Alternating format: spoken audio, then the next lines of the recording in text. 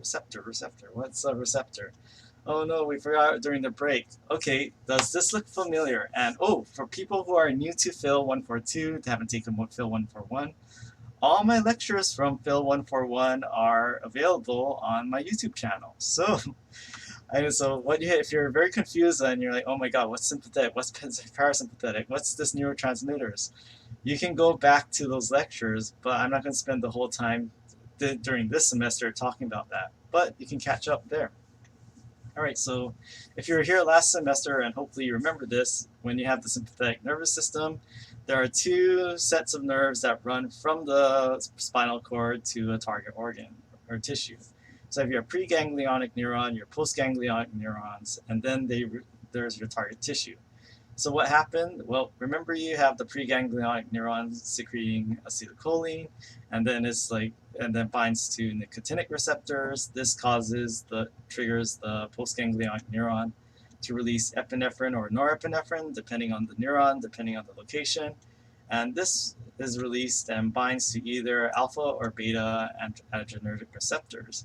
So in this case, the neurotransmitters are the ligands, and the nicotinic receptors, these are the receptors here, and the adrenergic receptors, these are the receptors on the target tissue or organ. So yes, so what we have here are ligands binding to receptors. Now, in terms of last semester, when we talked about the nervous system, often your books, both books actually, use the term receptor and like some sort of sensory cell or sensory neuron. They said when we talked about the term receptor last semester, usually we're talking about some sort of cell that senses something. Now, in this semester, when we're talking about the endocrine system, when we talk about receptor, usually we're talking not so much about the whole cell, but this little protein that senses something, some sort of chemical signal, some sort of hormone from the environment. So now when we talk about receptors, we're typically talking about the smaller proteins, not the entire cell this semester. Again, if this is all new to you and you're like, oh my god, what is this? There is a lecture on that so you can go to my YouTube channel, and actually let me show you that. So you can go to YouTube and go to my channel.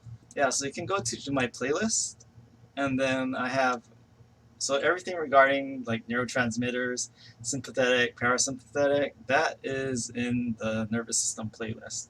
You might have to scroll through things a bit, but all my lectures from last semester, they're up there. Or if you're continuing from 141 and want a refresher, you can also go there as well. And why do they always say like smash the subscribe button? It's like, why can't you just press the subscribe button? By not begging for subscriptions, because it doesn't matter either way. What matters is that you get the information in your head some way. Alright, so remember the sympathetic nervous system? So sympathetic nervous system, that's also known colloquially as the fight or flight system. So we have sympathetic activity. So what we have here, well, this kid is trying to run away from this scary lion right here.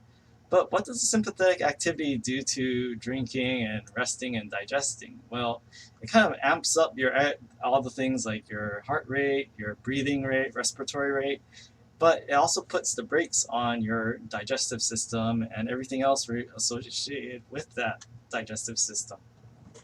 Alright, so then what happens one of the chemicals that's released in abundance when you have a sympathetic response is epinephrine or adrenaline. Now, you have adrenaline coursing through your body, but what does it do to skeletal muscles and blood vessels? And what does it do to your gastrointestinal tract or your digestive tract? So what happens is that it increases the flow to your blood vessels and your muscles, because why? Your muscles are trying to get you out of that sympathetic situation. Your muscles are consuming more energy, so they need more oxygen, they need more nutrients.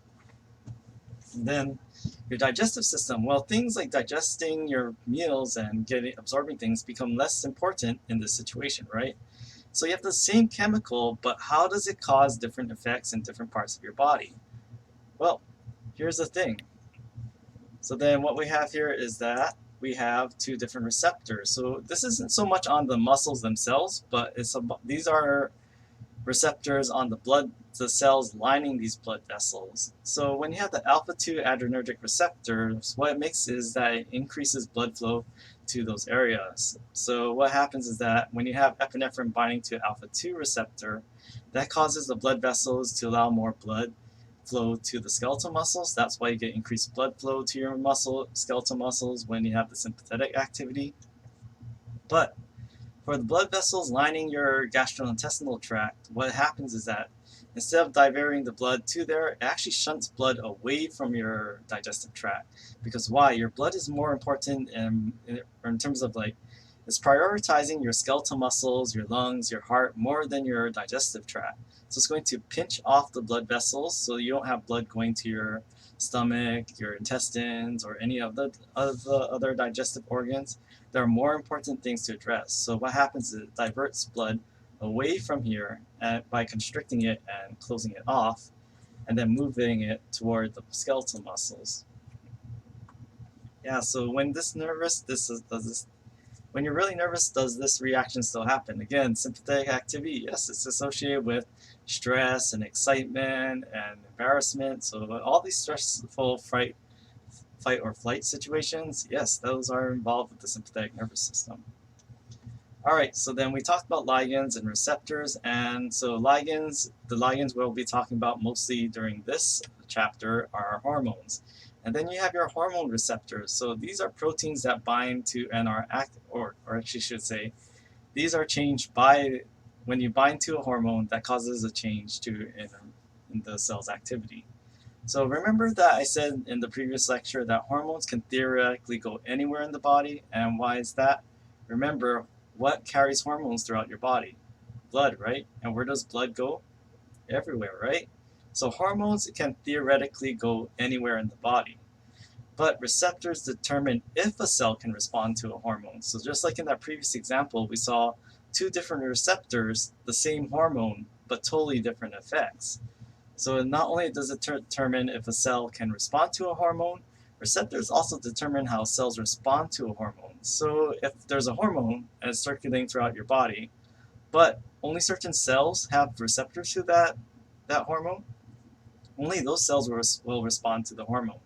If there's no receptor for a hormone on a cell, then that cell has nothing to detect that hormone.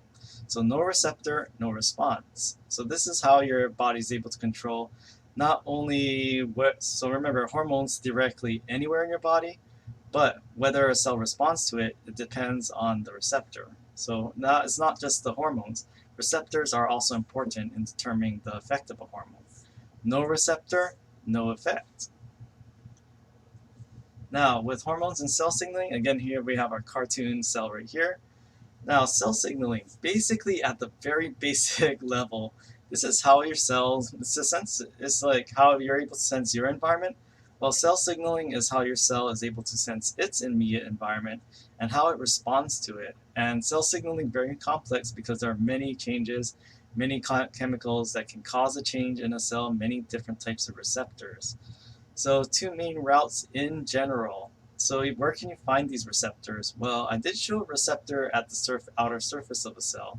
So this is what we call extracellular cell signaling. So this means that some sort of compound, some sort of chemical in the environment is sensed by a receptor that's facing the outside of the cell.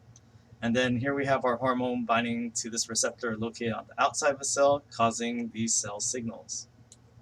Now, you also have intracellular. So extra meaning outside, now intra meaning inside. So you can also have receptors in the cytosol of a cell, and you can also have receptors located in the nucleus of a cell. So but again, the cytosol and cytoplasm are inside the cell, so is the nucleus.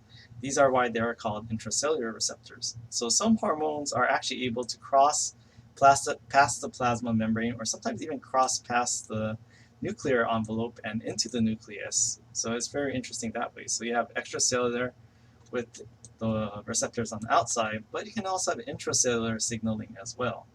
So here we have these hormones that are somehow able to cross these membranes.